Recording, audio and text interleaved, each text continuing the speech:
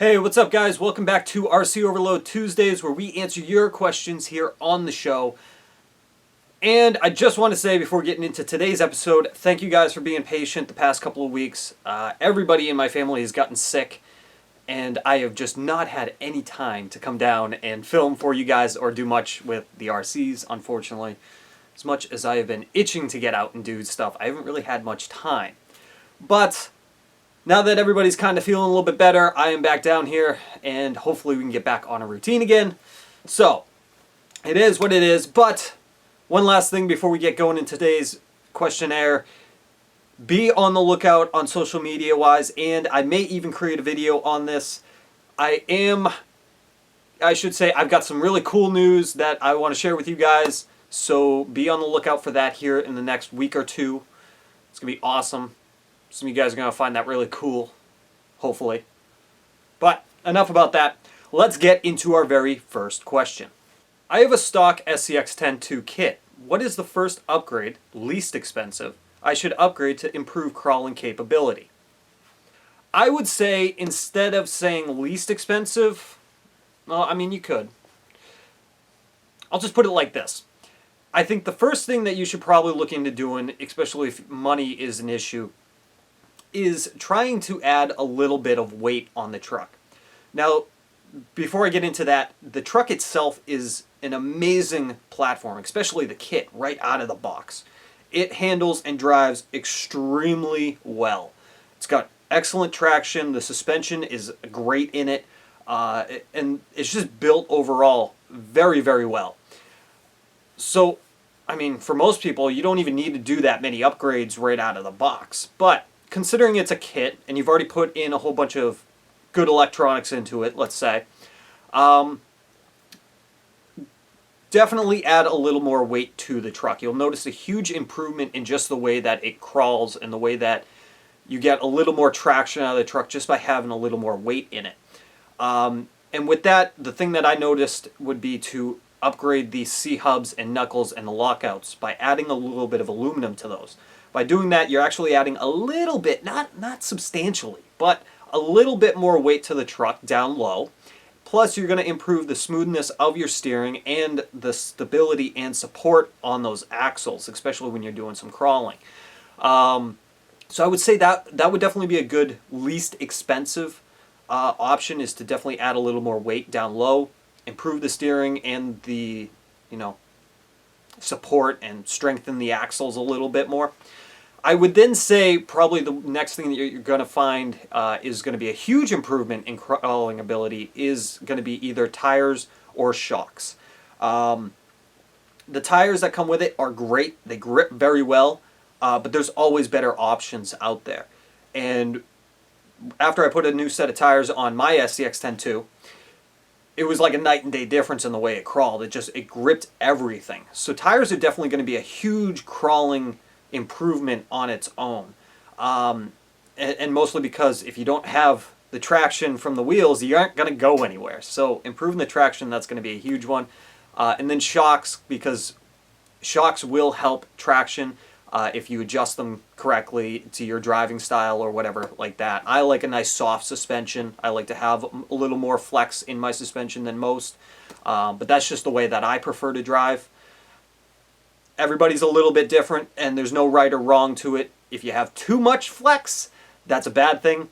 If you have too little flex, that can make things a little bit more difficult. But I like to have a little extra in mind. So definitely get some weight down low, some aluminum stuff, tires, and then shocks. Doesn't necessarily have to be in that order, but to give you guys a little bit of an idea. Next question. Not sure if it's been asked. Do you sell off any RC to make room for another you want?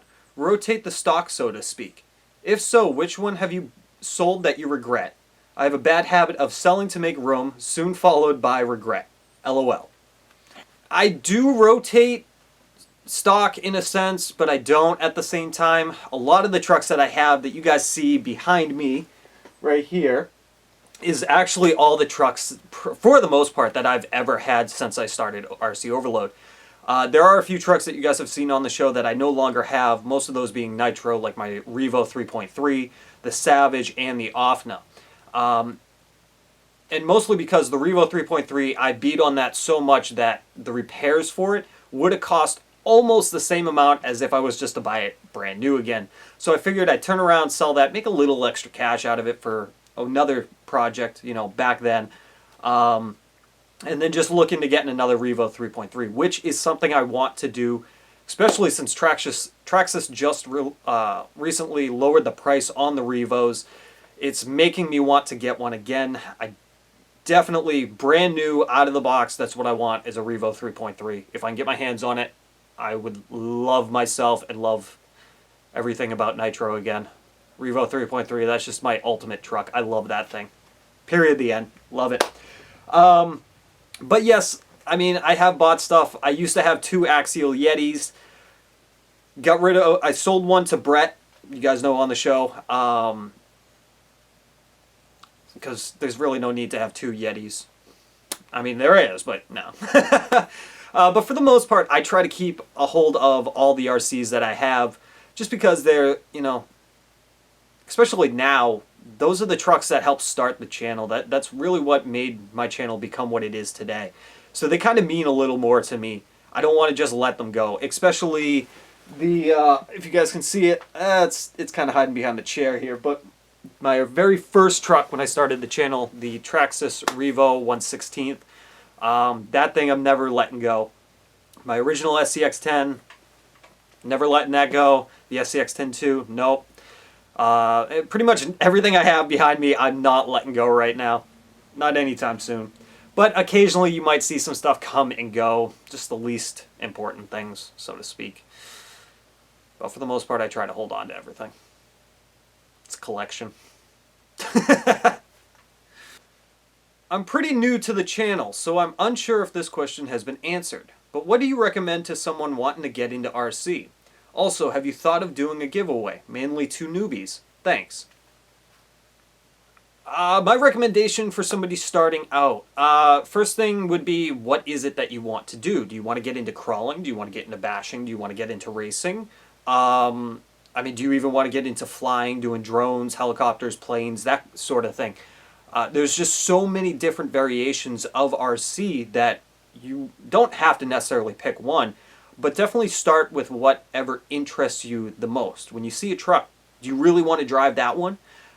Or is all your buddies doing crawling, so you want to try getting into crawling? Or do you have a local racetrack and you want to race, so to speak? If you're just looking for something to just get out in your backyard and have some fun, for me, and this is mostly because at my local hobby store where I work, we've mostly focused on Traxxas and Horizon hobby products. That's really what we carry a lot of. So ultimately, I try to tell people, getting started, if money's not an issue, get a Traxxas truck. You really can't go wrong when you get a Traxxas truck, especially for starting out. No, it's not a professional grade level RC by any means, but they are designed more for the entry-level RC enthusiast to just get into the hobby and to enjoy it, to have some fun. So Traxxas is definitely an option. If money's a little bit more, you're unsure, there's always ECX. ECX is a great company just to start out, especially if you have a child that you want to let play with it. You don't mind them beating it up a little bit. It's cheap and inexpensive trucks, and the parts are relatively inexpensive as well. So ECX is another option. For crawling, definitely just jump right into either Axial or even get a Terra truck. Those are some great ones. I see Traxxas is actually coming out with a crawler soon. That looks interesting. Ported axles. Interesting. But we'll get more onto that one later. HPI is supposedly coming out with their own truck, crawling trucks soon.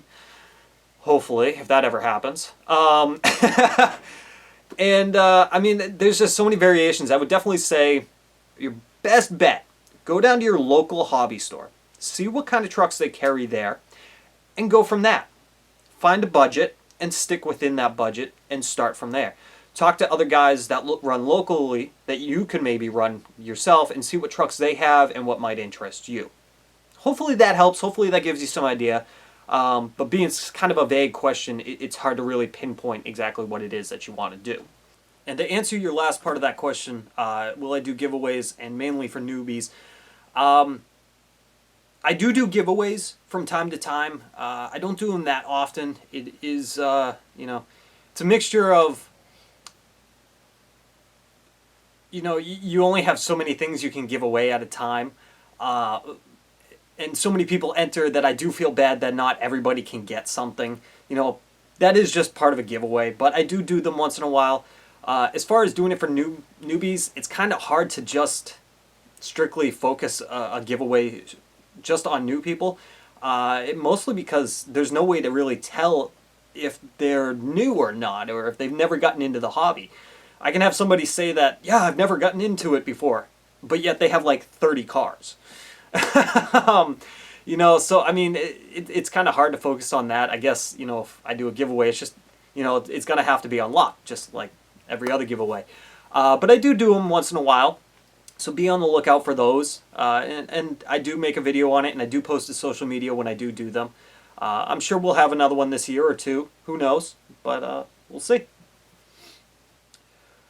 Last question. Which is better for drifting, sensored or sensorless?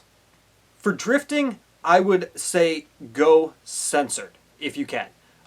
Sensored is going to give you the best throttle response. It's going to make your throttle so much smoother than if you went non-sensored or sensorless. Having just a regular brushless motor, non-sensored, you're going to find that the throttle's not going to be as precise and not as smooth. So it's going to make drifting a little bit harder, especially when you really need to have good throttle control over it. Some people do it that way. That's not a problem. That's just how they prefer to do it. And they've set their car up for that.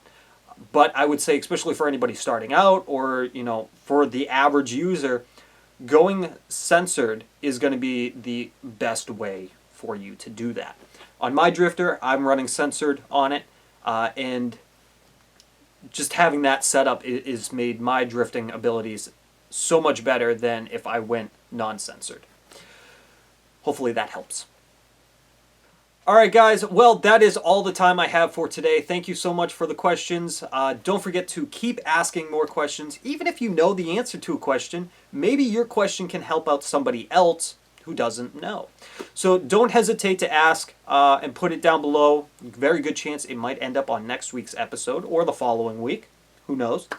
So feel free to ask, and if you have any questions on anything that I talked about today, feel free again to ask them below.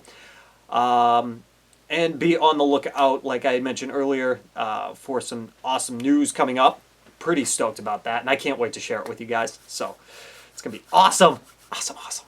But before we finish this up, I'd like to give this week's video recommendation to my good buddy Joe over at JPRC.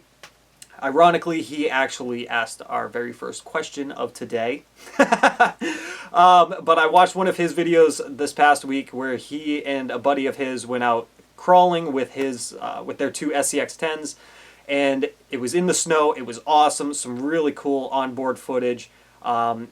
He just makes some really cool videos. So be sure to check it out. The link will be right here as well as in the description box as well.